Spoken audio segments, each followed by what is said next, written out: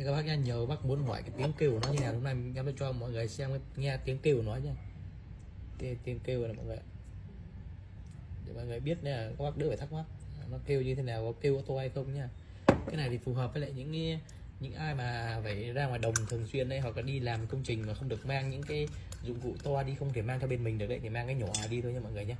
Mang cái nhỏ theo bên mình luôn, thì lúc nào các bác lên cơn thèm cái là bỏ ra sử dụng luôn nhá, bỏ ra sử dụng luôn chứ không cần phải ấy nữa. Đây mình sẽ cho các bạn nghe tiếng kêu nó này.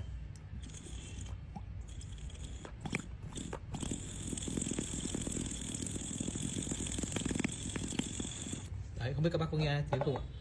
Đấy, đấy nó như thế vậy các bác nhé.